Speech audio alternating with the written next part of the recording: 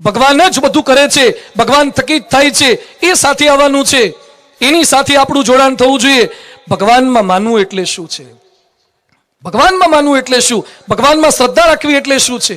શું જરૂરી છે? એકવાર એક શેઠ એક ગામથી બીજે ગામ જતા હતા અને નાવમાં બેઠા. નાવિક નાવ ચલાવતો તો શેઠ સામે બેઠા હતા.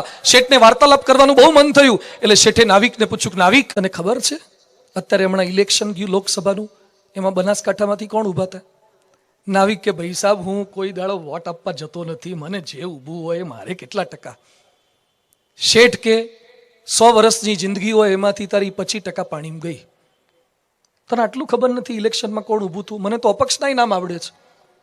થોડેક નાવ આગળ ચાલી અને શેઠે બીજો પ્રશ્ન પૂછ્યો, તને ખબર છે અત્યારે આઈપીએલમાં કઈ ટીમ વધારે સારું રમે છે?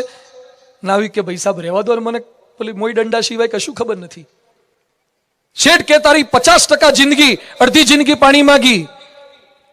થોડીક નાવ આગળ ચાલી અને શેઠ કે તને ખબર છે અમેરિકાના પ્રેસિડેન્ટ અત્યારે કોણ છે અને ટ્રમ્પ અત્યારે કયા પ્રકારની નીતિ બધી કરી રહ્યા છે? નાવિક કે મને ગામના સરપંચનું નામ નથી ખબર ને મારે શું માથાકૂટ. શેઠ કે તારી પોણી જિંદગી પાણીમાં ગઈ. અચાનક નાવ આગળ ચાલીને પાણી બધું ઉછળ્યું અને બોટમાં ભરાવા લાગ્યું. શેઠ બે બાકડા થઈ ગયા. પછી નાવિકે એક જ પ્રશ્ન પૂછ્યો કે શેઠ, તમને તરતા આવડે છે?